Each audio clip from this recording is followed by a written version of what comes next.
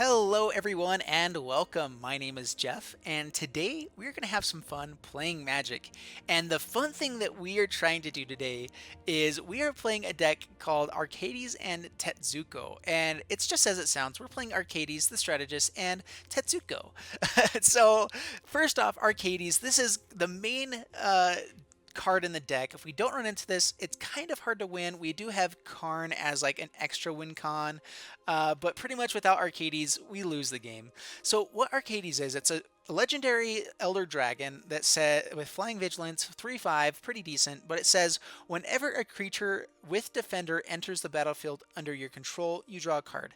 Then it says, this is the important part, each creature you control with Defender assigns combat damage equal to its toughness rather than its power, and can attack as though it didn't have Defender. So remember, it is only combat damage, so that is important in some instances. But we have tons of Defenders here, and the cool thing about Defenders is that they're fairly cheap and have huge behinds. They have a lot of toughness. So 0/5. So if, let's say we get a Wall of Mist out, and we also, when we play Arcades, we can swing in with a 5/5 that only costs 2 mana. Not only that, but if we play it, then we actually get to draw cards as well. So Arcades is extra super powerful, so much fun. But the super fun thing here, so the ability only works for Defenders. So unfortunately, Tetsuko doesn't get a swing in with 3 power.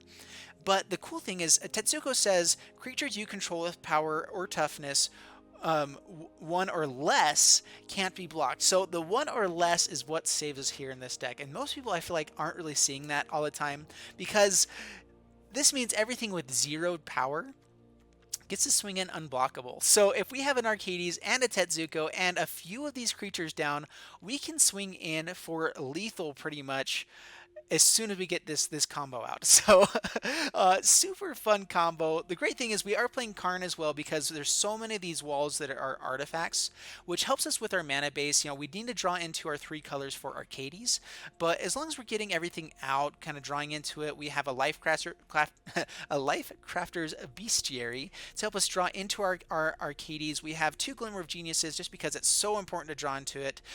If we do just kind of get run out, we're not finding our combo pieces, anything like that, we do have a Dusk to kind of reset the board if the Arcades is down. Unfortunately, that does kill our Arcades as well, but late game we can probably play around it if we possibly play around it. But overall, this is the deck. It is super fun, and let's see if we can pull off the combo in these games. Here we go. Alright, so here we are in Arena Standard, and we are playing Arcades and Tetsuko. And oh my goodness, this deck is fun. And 2 lands, we have colors that we need. If we draw into white, we're good. I don't really love these 4 mana walls. I have them because the 6 and Indestructible is valuable, so we keep this. And you know, Wall of Mist is pretty good. So we play Island, pass the turn, hoping to draw into lands. Opponent plays an Island. Plays Slitherblade. Alright, so unblockable deck. Forest is not bad. We play Forest, we play Wall of Mist, which, you know, actually we should have played Wall of Forgotten Pharaohs just to be able to ping in damage there, because we're not going to be blocking this deck anyway. Curious Obsession, yep, they're going to be swinging in for extra, gaining cards. So, Dev, actually, oh, Glacial Fortress is awesome here. All right, perfect. So Glacial Fortress, Wall of Forgotten. So Dev from SBMTG actually did a deck tech on this deck, and it is super fun. We are hoping that we can just kind of beat them out of this game, though, because with Arcades out, we do, I think, win in the speed matchup here. Aether's for Harvester will help them out. All right, so we play Hashep Oasis, we play Arcades. We go a swing in for 9. Ooh, Arcades, that looks really fun and cool. Yep, that's awesome. All right, so we go to combat. All right, so we attack in for 9, not unblockable, but hopefully we draw into Tetsuko, and that would just pretty much give us the game next turn. They can block the Arcades with the Aethers for Harvester, but we are in fairly good shape here. We get to draw cards next turn.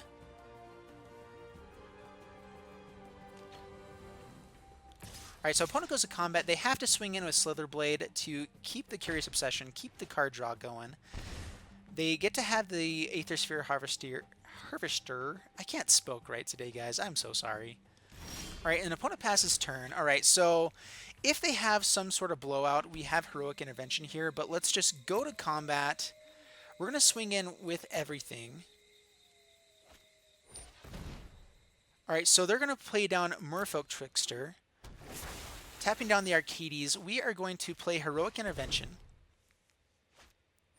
Oh, and they Spill Pierce. We actually can pay for that, though. So we pay 1, we pay 2. Resolve. Now we pay 1 and 2. So that's fine. We won't be able to play, which we didn't have any 2-mana artifacts or walls anyway. Oh my goodness. And the Unsummon. Good job. Good job, opponent. That's cool. That's cool.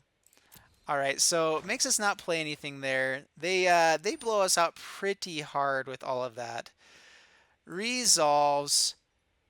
Attack it with nothing. We can't attack anyway. So we just remember on our end step to ping in for 1 point of damage here for our opponent, which can be relevant.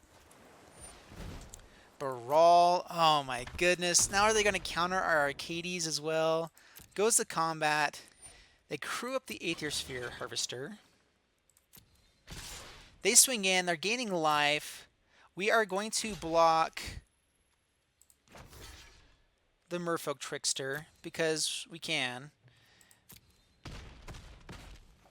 We go down to 8, and oh my goodness, this is bad. They draw a card. All right, so they're passing the turn. We do damage to opponent. Bring him down to 13. Oh man, oh man, oh man. And so they have 6 damage unblockable next turn as well. So we still survive. So, I mean, our only thing to do is play Arcades. It really is. So, I mean, we play Arcades. Let's see if it gets countered. If it's countered, I think that we just scoop this up. Yep, so opponent counters. It resolves. They draw cards, and we just can't do anything that helps us win besides another Arcades. So we're going to go ahead and concede here now. Unfortunately. Oh, man, we almost had it. Oh, man, they had the Spell Pierce, the Merfolk Trickster, and the Unsummon all on the same turn.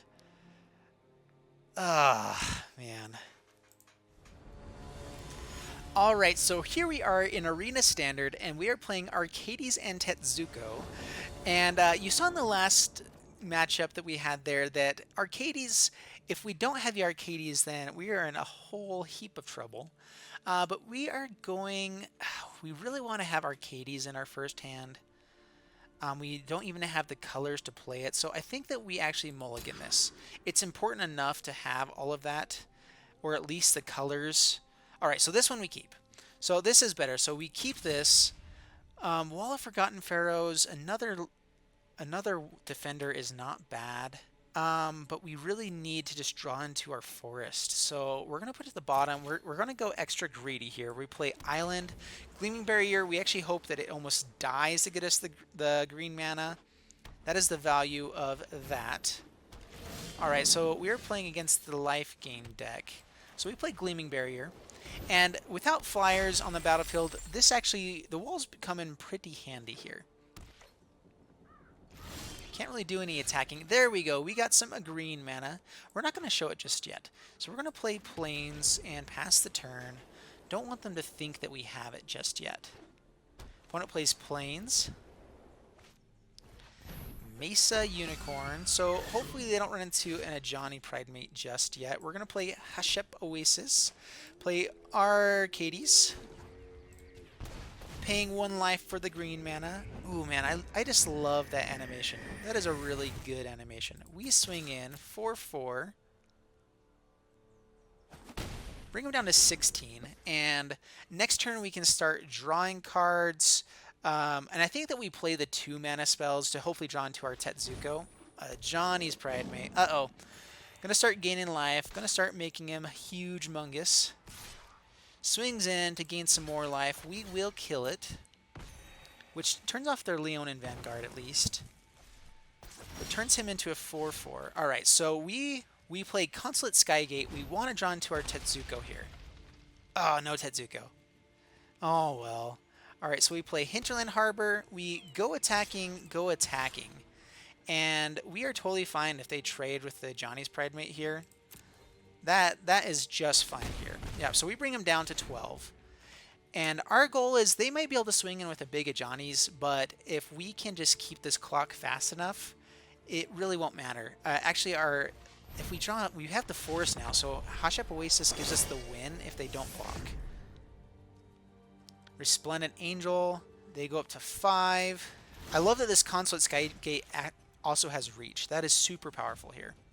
All right, so I think what we do here is we are going to play the wall here and really just hope to run into a Tetsuko. Not a Tetsuko. Karn is not bad either, though. It's a fairly powerful Karn. We do have something that can be indestructible next turn.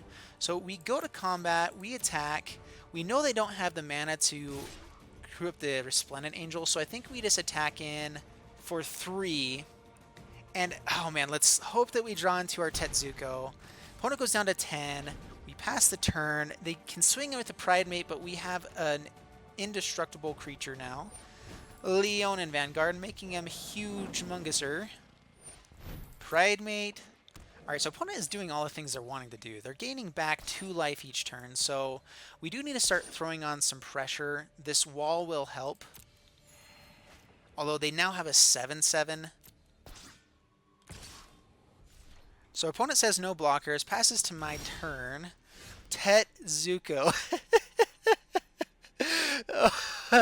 Yes, here we go. All right, so we'll play Forest. We know they're tapped down, so they can't do anything about it. We're gonna play our cards here real quick. We have a Karn. We will tick up. Are you certain of your decision? Get some walls available to us. We get the inexpensive one, which actually I think is the better one. And then we play Tetsuko, and we swing in with all. Unblockable. Yes, we got it. We got the combo. Yes. Oh my goodness. Yes. It happened. It happened. Oh man. All right, so there you guys have it with Arcades and Tetsuko, and we got the combo right at the end there, that last game. It was so fun. You can totally see the power of Tetsuko. I mean, in this deck, I feel like it's a must-have. You have to have it. It is what turns this into an actual playable deck, because like you saw there, there's just other decks do more powerful things without it. But if you can get the Arcades, the Tetsuko, I think the one thing that this deck really needs, though, is you probably need to play a full 4 of Blossoming Defense, because you just have to keep your Arcades alive. I like the Heroic Intervention for the Indestructible as well. So just in case of Fumigates or whatever, you know, Blossoming Defense doesn't stop that. But anyway, super fun deck. I hope you guys enjoyed it. We got to see pretty much all of our pieces here. I made one punt not playing the Wall of Forgotten Pharaohs first, but overall, we did pretty well. So thank you guys for watching. I hope you enjoyed the video. If you enjoyed it, please leave a like, subscribe if you haven't already, and we will see you guys in the next video. Bye-bye.